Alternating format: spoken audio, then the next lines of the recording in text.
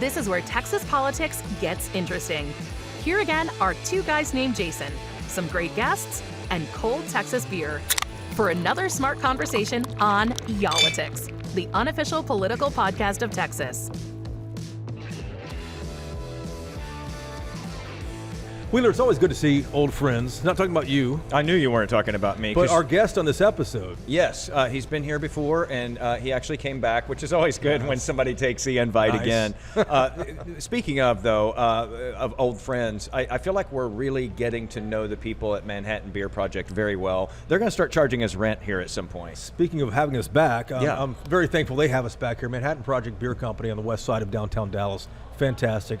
I get the same thing all the time. I know. It's the we talked about necessary this. evil, and you get a fruity beer, whatever they've got on the menu. Whatever fruity beer they have is what you order every time. But our episode this week is something that is very much on the minds of probably every mayor's office, every county judge office, every city council across the state of Texas. Even in the legislature, too, I would think. Right. And what I love about this is there's this blueprint that's been put together for Texas, and it's called the Texas Metropolitan Blueprint, in fact. And what I love about this is that they sort of, they get these nonpartisans, they get a bunch of Republicans, they get a bunch of Democrats, and they sort of put them all into this burlap sack together and, say, hey, we're going to shake this up. You guys fight it out a little bit, discuss, debate, come to a consensus. And they do. Yeah. They come to a consensus on ideas that can actually help this state move forward, because not everybody lives their lives or handles their business the way I do, where you just sort of make it up. Thankfully, you very much make it up as you go along. It's fly by the seat of your pants. Yes. You don't really have a plan, because to have sustained growth, you've got to be deliberative about this. You've got to have a plan. You've got to have a blueprint. And that's what's fascinating. So Stephen PEDIGO from the University of Texas at Austin is one of the key guys in this bag, if you will. Yeah. But he has sort of refereeing it in a way. He is, and he's put together this blueprint with other colleagues from across the state, as he's going to explain in just a moment. This is the blueprint that he thinks Texas cities have to look at for the next decade and the next decade after that. If the Texas miracle will be sustained, it's going to be because of these ideas. Mm-hmm. And as he mentions, this is not just something that they've come up with. Other politicians, the governor's office, have come up with similar things. We're talking about economic development, AI, water, infrastructure. There's a lot of stuff involved here in order to keep Texas on the fast track, being the fastest growing state in the country. Yeah, not only keeping it going, but also potentially making it better, like maybe things that you haven't even thought of. I mean, we all sit in traffic and complain about sitting in traffic. They're looking at those things too and thinking, how can we actually make quality of life better here, not just sustain what we have right now. Yeah, Stephen PEDIGO, and he's going to kill me for not knowing the exact title. He's the director of the LBJ Urban Lab. See, Wheeler prepares himself. See, I'm telling you. He would say he doesn't prepare himself, but he's also the assistant dean or associate dean for faculty of practice and policy engagement there. So, and I do my research. And he has a much better haircut than Wheeler. He does have a cool haircut. Stephen PEDIGO, everybody. So, Stephen, thanks so much for being back with us here on Y'all-itics, a return guest. And we're talking about something similar to the last time we had you on, except more detailed and looking into the future now. Yeah, I should be hosting this damn thing, right? I've been on. You have the cool podcast haircut too, man. Well, I like the summer cut there. And Stephen, anytime you'd like to host, I will gladly give up my spot here and let you take over. Here's my mic as well, my friend. Let me know when you want to come in. I don't have the fanciness that y'all have, Dave. So, yeah. So I mean, obviously, the work I do is kind of in the city and urban space. I think the last time I was on with you, I think we talked about childcare a little bit, and I deeper dive into childcare. Interestingly enough, it's interesting to see some of the things that we talked about the ledge actually moving on a little bit. But the Metro Blueprint is, I think, a pretty cool project, partly because it does something that universities don't do a lot. And we collaborated with a group of folk, a set of universities across the state of Texas. So this wasn't a University of Texas piece at the LBJ school. We did some really fun work with our friends at the Hobby School, the University of Houston at the Hobby School. That's my alma mater there.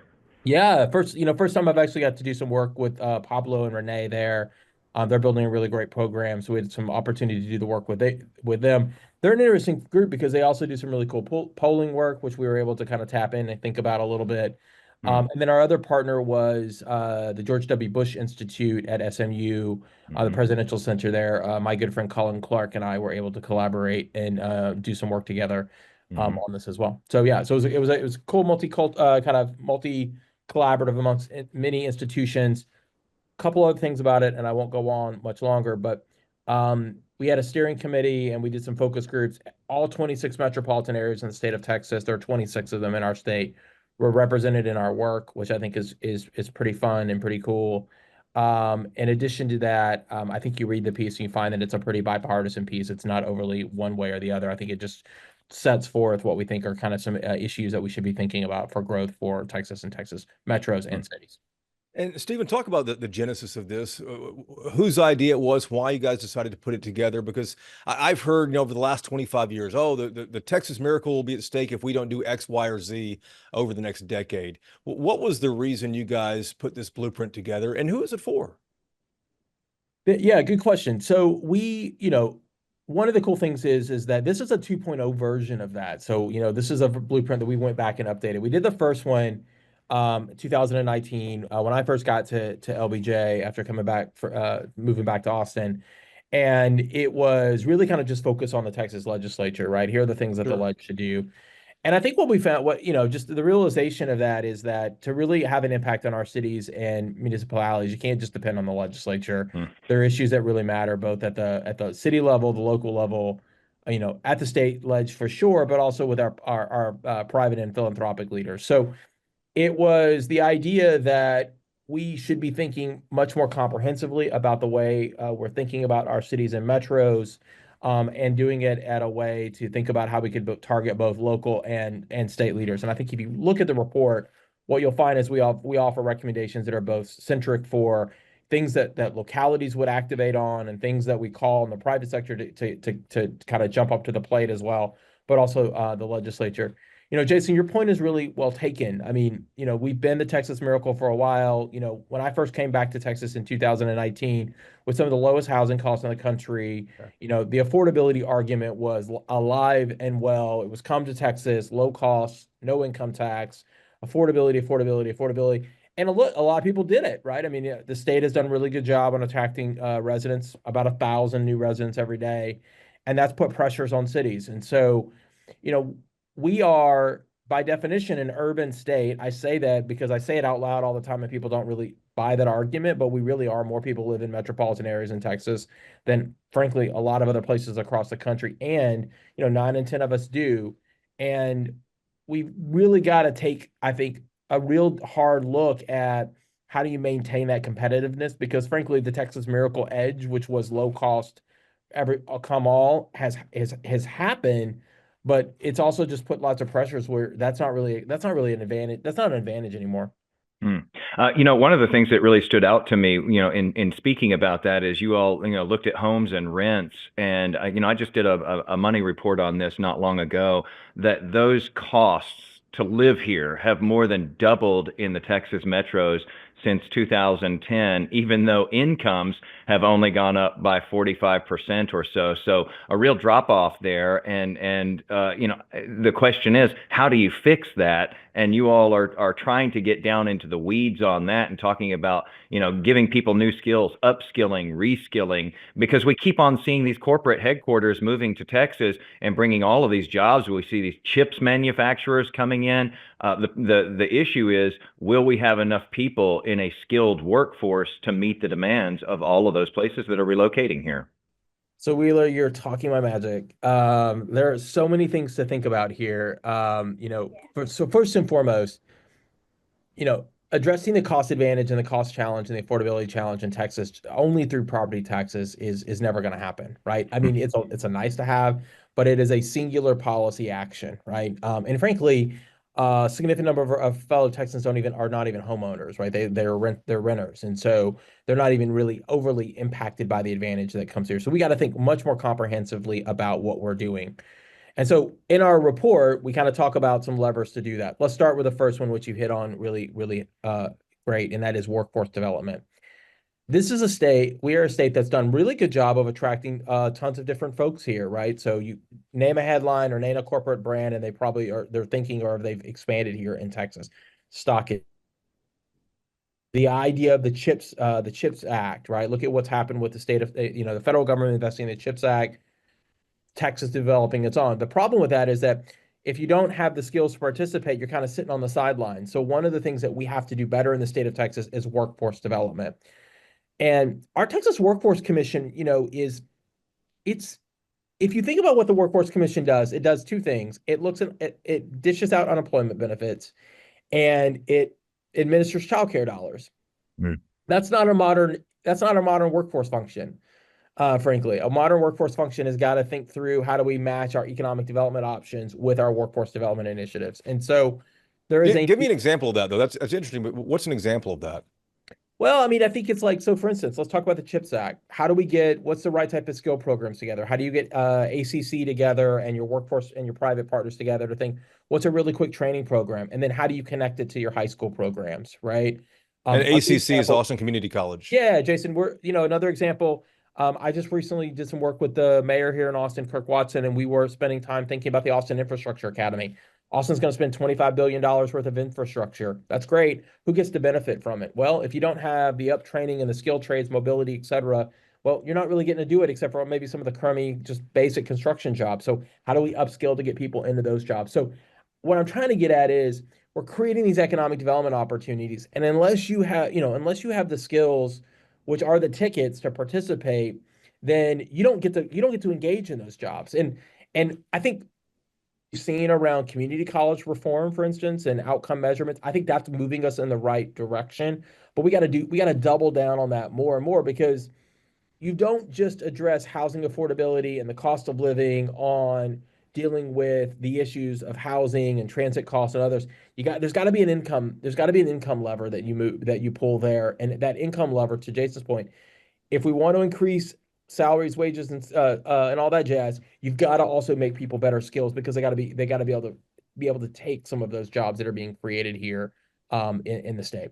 Steven, you're also prodding the locals, though, to, hey, you guys need to, relax some of these restrictions when it comes to building homes, because we're going to need, something like 5 million, maybe 5.5 million more housing units net by 2050. That's going to be here before we know it. And that is a huge number of homes just to keep up with the population growth.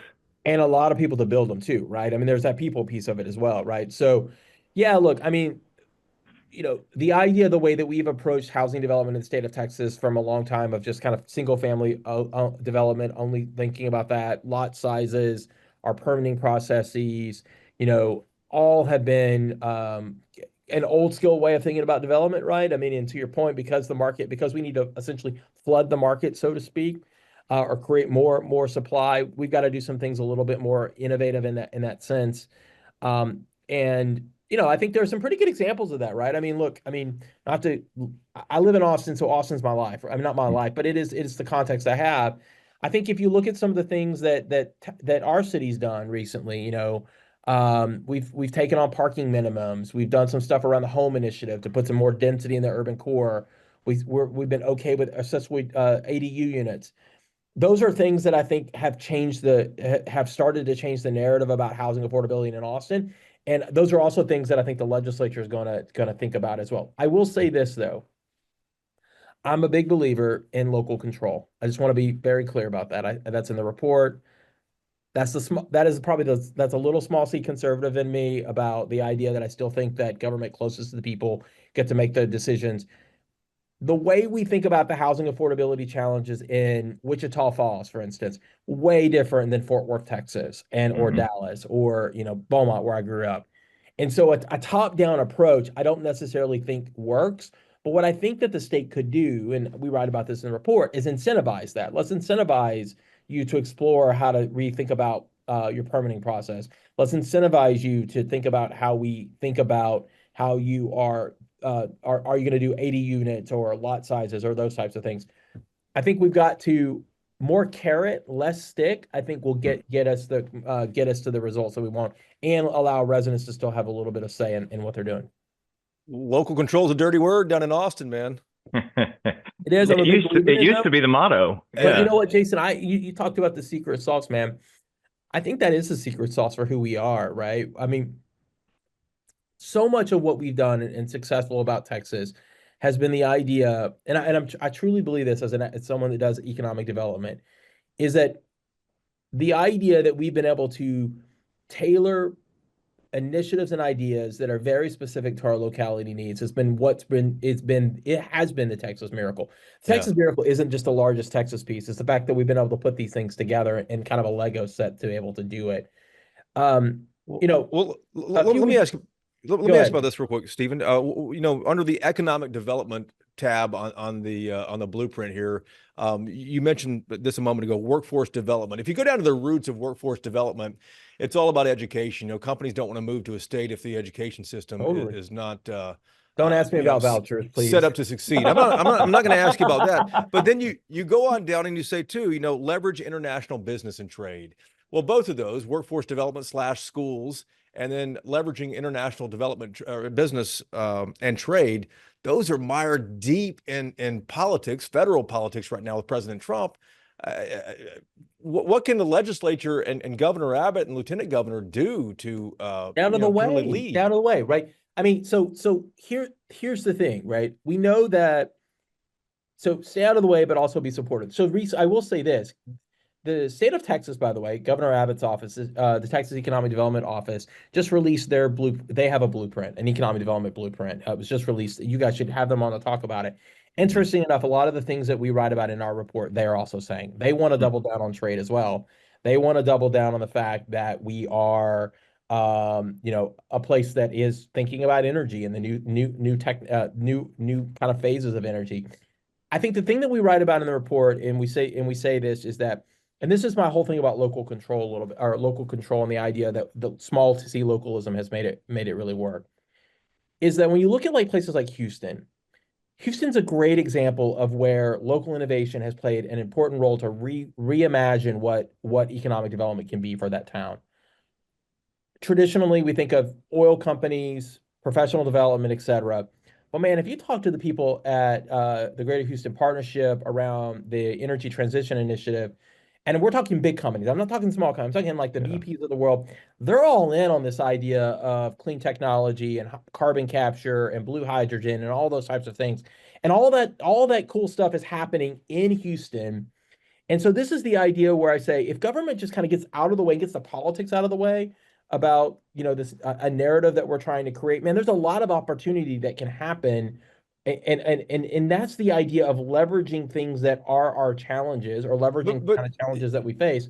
I mean, that sounds great, but we all know that's not going to happen right now, especially with who's in the White House. President Trump wants to be involved in everything rather than getting out of the way. And show me a Republican who's not okay with that. Look, I think it's, you know, do I think it's right? No. Do I Yeah. think there are challenges to that? Absolutely. I mean, I think there are things. So what is the other counter argument? The counter argument to that is that you don't think about international trade at all. We are a state that has got a binational border that is Right. by whatever happened. Let's be honest. The tariffs on Mexico, frankly, and all the things that are happening around global trade are going to have a huge economic development impact for our state. That's the dirty little secret that nobody's talking about. Let's say the quiet part out loud, right? That is the quiet part out loud. And, you know, and so the thing is that we can continue, you know, we can put our head in the sand and say we don't want global trade, we don't want to think about climate and energy. Frankly, that's actually not smart business sense. The smart business sense would be, say, as a state like ours, we have a international border that is highly integrated in logistics and mobility and trade. Look at El Paso, look at Brownsville, look at Laredo. All those communities are highly tied to the border community. And we've got centers like Houston and the Permian Basin and others that are the centers of what the next generation of energy development is. And so one of the things that we got to hope for maybe is some courage of our local state leaders to maybe push the politics aside and say, look, maybe we're willing to play in this space and have some pushback. I will say this. There has been some pushback. So for instance, if you listen to the president's State of the Union joint address to Congress, so it wasn't State of the Union, he called for the elimination of the CHIPS Act. You guys remember this, right? He says it's a total waste of money, it's a total scam. Well, interesting enough, the state of Texas has been a huge recipient of the CHIPS dollar. Sure. And by the way, the state of Texas also has its own CHIPS Fund Act, right? And interesting enough, if you talk to state, there is a quiet part, there's a group of local conservative leaders in the state of Texas that have said, CHIPS is really important to us. It's really important to the future of us. And so there's some senses of courage when it comes to some of that. But again, I think we have to think about what does the economic future look like? The economic future is this, y'all. It's pretty simple. It is thinking about new energy transition or whatever that may be. And do we want to continue to be the center of energy? If we are the center of energy, then that means that we're going to have to wrap our hands around some of the innovations that are happening in that space, batteries, et cetera. It's the center of chip mobility, right, and chip development. Look at what's happening in Taylor, Texas, CHIPS Act, et cetera. So that means we got to do better kind of workforce development type of work. And it's probably thinking about how do we mitigate some of the risks that come with some of the trade issues that we're facing in a way that is not going to adversely impact our border communities, frankly, which is all the places that, frankly, a lot of times have been left behind from an economic development standpoint in the state for a really long time. And Stephen, you all make the argument in here too that, you know, there's some subtle warnings, or maybe even not so subtle warnings about, hey, if you don't turn this corner, I mean, industry is already turning the corner, and we're not talking about these aren't known as liberal industries. When you start talking about the petrochemical industry, some of them are investing in new, cleaner technologies and so forth, and they're already, you know, that train's already left the station, and basically you're telling politicians, hey, get on board or kind of get out of the way of that and let it be. And if you don't, somebody else will become the leader in these technologies, and some other place will be the energy capital of the world, and you may lose many or most of the 650,000 fossil fuel jobs. That's a staggering figure here in Texas, and you believe that is directly at risk if we don't, or the report believes that that's directly at risk. I do, and I also think so it's not just about the state leaders, right? I mean, so one of the things I think we're doing right is putting too much emphasis on our state capital, right? In terms of our legislature that meets every other year, frankly. Mm-hmm. It is also, I think, about putting the emphasis back on our local leaders and, frankly, our private sector community, right? To be able to better tell that story. You know, so for instance, let's talk about energy, for instance. Energy is a sector that is crucial to who we are as a state. There's economic opportunity there.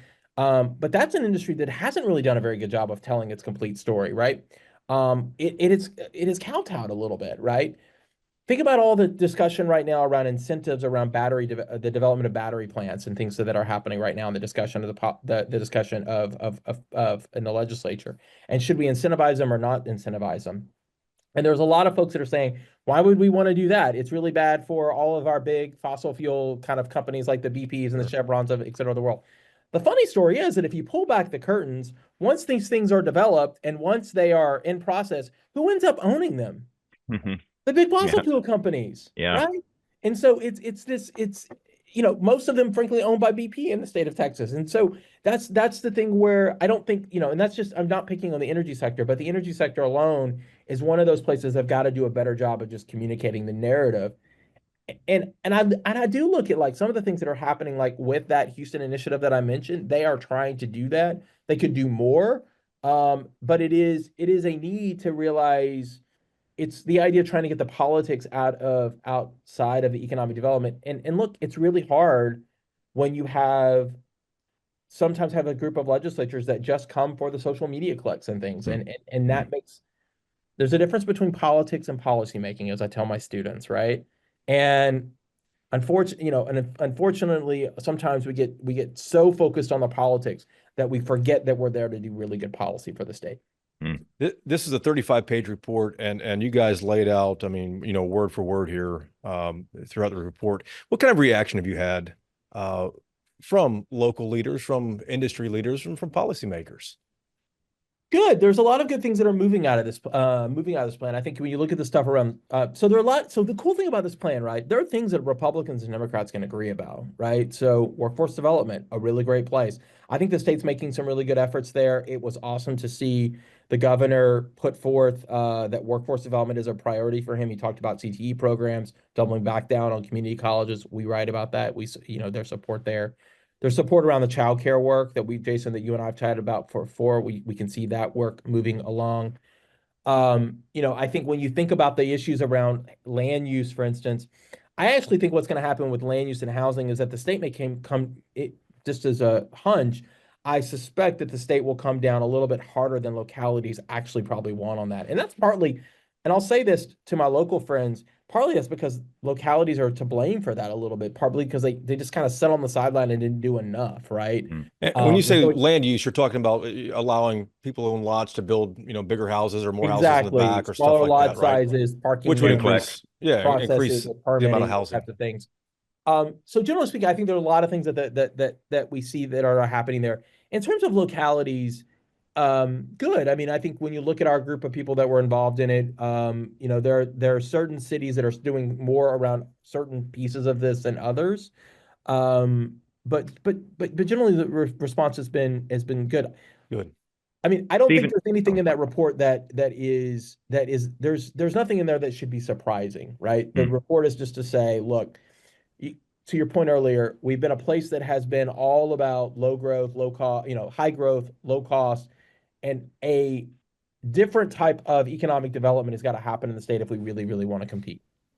Stephen, you talk a lot about the Texas Triangle in this report, which is, Dallas, Fort Worth, down to Houston, over to San Antonio, up through Austin, and how that is a huge powerhouse economically. I didn't realize this. It says that there's $1.2 billion in annual output from that area alone, and that the economy just in that Texas Triangle is comparable to that of Mexico or Spain, which I wasn't aware that it was that extraordinary. Talk a little bit about how important making sure that continues is, because I think a lot of people just go, well, it's done this well so far. Maybe we just leave it alone and, just kind of put it on autopilot and let it keep driving. We don't need, blueprints and to do different things. It'll be fine. I think it is. I'm not going to tell you the comment I would say out loud because I would get a lot of email on this. But without the Texas Triangle, right, Texas could be Mississippi or Alabama in terms of its economic output, right? I mean, let's just be real honest about that, right? It is the knowledge center. It is not to say that I don't, I grew up as a Beaumont kid. I understand the importance of all of our state and everything that it is. But the economic powerhouse of the state is in the Texas Triangle. And so that means you got to fuel innovation. You got to get your research institution. You continue to do all the things around research institutions, all of those types of things that matter. And you can't kind of lose sight of that, right? You got to continue to kind of have this high growth mentality around what drives innovation. I will say, something, Jason, you brought up the Trump administration and what worries me the most about the Trump administration. So one of the things, so the tariffs are an issue. Yes, that the issue around energy and climate. The thing that really that worries me, and we've heard a lot about DOGE and the cuts of federal workers and what does that mean and blah blah blah and blah blah blah, and it's written about as ad nauseum. But the interesting thing that no one's really written about is that what happens when the federal government dials back its investments in innovation. And our Texas Triangle has been really, really beneficial for that. NIH grants, DoD dollars, a Capital Factory and others, Army Futures Command. I go on and on about the list of the amount of dollars. And if you ask me, what's one of the things that we should be really concerned about, it's the idea that the federal government may decide that in addition to doing tariffs and in addition to kind of thinking about how the implications about immigration, it just says, you know what, we're going to spend less on R&D. We're going to spend less in NIH dollars. We're going to spend less on CHIPS dollars. We're going to pull back on the IRA and those types of things where you kind of see, and that's a real worrisome sign. That could be really worrisome for the Texas Triangle, because part of the growth of that region has been really centered around innovation. Name me one economy in that collection of economies that hasn't been able to tap into new federal place-based initiatives or dollars that flow through our universities. And I think that's a real challenge. And I would hope that as we talk about what does our state leaders do and what does our congressional delegation do and our folks that are spending time in Washington do, really accelerating and telling the Trump administration that, look, what we do as a federal government in incentivizing and accelerating research. There's a great study from the the Reserve Bank out of Dallas that says the thing about federal dollars is it catalyzes commercial private sector dollars. Every dollar spent by the feds, it's $3 that go in through commercialization. And so that to me is the biggest, that is the biggest worrisome. If you dial back that, man, the sweet playbook of what has been Texas and what has been the United States as a whole, that is the secret sauce. Like you asked me the secret sauce, that is the secret sauce. And if you dial that back a little bit, that could be big work. Those to me, that to me is pretty worrisome. Well, what would happen if that was dialed back? Because that's certainly a possibility with Elon Musk going through, and auditing every department and every dollar spent. Hello, China. Like, hello, other places, right? I mean, I just say, if America's going to succeed, it's look, as we know, right? Innovation's not going to. There are two things I think that happen. One is that innovation does not slow down, so someone else just takes your plate at the table, right? And Another country. So, yeah, exactly, becomes a different person. Or the other idea that we start to see is that, and I don't know this, is that do we start to make large scale economic development investments? Do we pick winners and losers? And we kind of starting to see some of that with the Trump administration, frankly. Look at Oracle and Stargate and all those. Those are friends of the president and friends of the administration that have kind of won those issues. And what that does is that is a different type of innovation. It takes place it takes place in collaboration out of the picture. So you can hate the Biden administration, you can bullshit, you can say the IRA was bullshit, the EDA was bullshit, all those types of things. But the coolest thing what the Biden administration did is they said that local, public, and private really matter. And if you want to get those dollars, you have to tap into those and create those collaborations. And without that, who knows? I don't know. I think it's something to be really worried about. Yeah, because you mentioned hello China. China's not slowing down. It's still pumping a ton of money into research and development, and that is a huge competitor across the ocean there. I wanted to ask you this. So for this Texas Metropolitan Blueprint, you all represented all 26 of the metro areas around Texas. You had 175 people involved in this, from business to government to nonprofits, et cetera, people of all stripes politically. And I'm wondering, it's amazing when you think of people sitting down and discussing something and coming to agreement on things, especially when they differ politically, because we don't see that in our political discourse anymore these days. Were there fights? Were there arguments? Was there a more of a collaborative feel? Yeah, look, I think there was absolutely kind of discussion about, points of view and perspective for sure. So let me just say this.